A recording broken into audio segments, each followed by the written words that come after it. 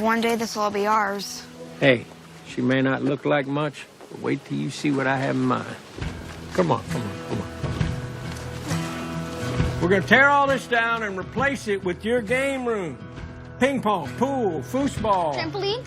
Oh yeah, trampoline goes right over there, and then all these walls are gone, replaced with 3-inch glass, glass, glass, glass.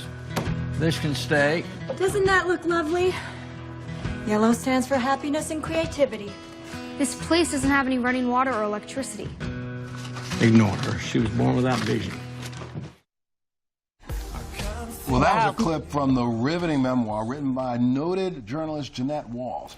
Incredible. That's right. Now, it's about her dysfunctional yet uniquely close-knit family growing up in Virginia. Jeanette Walls, welcome to Great Day, Washington. Thank you so much. Thank you. Now, this movie is just, there's a lot of buzz, Montel. You've been hearing about it. Let me tell you something. I was really excited this morning because I didn't recognize the title of your book. And then this morning I got up and looked and I went, wait a minute, this is the movie that Woody Harrelson is in. Yeah. And I have been wanting to, this is on my list to go see. Yeah. Excited. And I think we should tell people why. You ought to tell people a little bit about your story. Yes. So they understand. I used to be a celebrity columnist in New York City, and one day I'm going to a fabulous party, and I see a woman rooting through the garbage.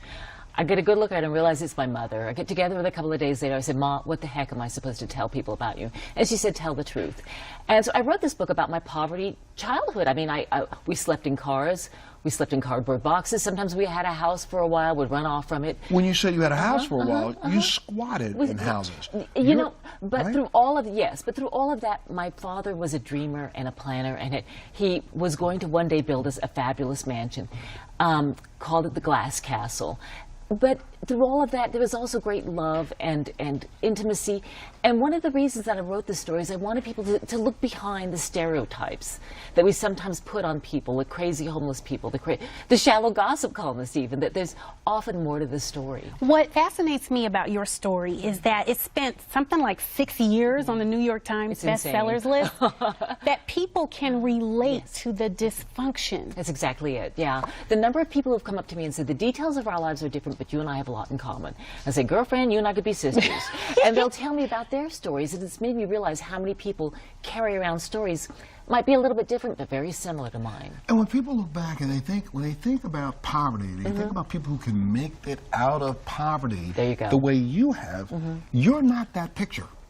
When I say poverty, and I'm telling you, people at home are probably looking right now, poverty, what are you talking about? Not that woman. but the face of real poverty. Well, you know, like I said, there's a lot of us out there, and I believe that you can make it out. But one of the things that I was very fortunate about it is that my father was a dreamer. He believed in us. And I believe if there's one person in your life who thinks that you're great and gives you that vision, that you can make it out. So he gave you hope. Yes. We have a clip from the movie with a character who plays you, and Brie Larson and Naomi Watts plays your mother. Take a look. We'll talk about it on the other side.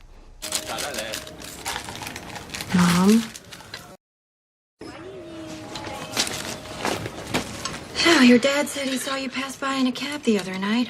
Acted like we weren't even there. You shouldn't be ashamed of us, just because we choose a different lifestyle than you. Being homeless in New York City does not count as a lifestyle choice.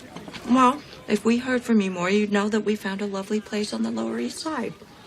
Lori says you're squatting in an abandoned building. That does not sound safe, Mom. When did you lose your sense of adventure? I have a little bit of money now. I can help you if you want. We're fine. You're the one who needs help. Look at you. Your values are all confused.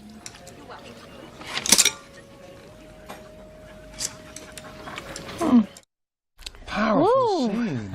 Especially the mother who is dysfunctional telling you that your values are out of skew because you have now become a part of society.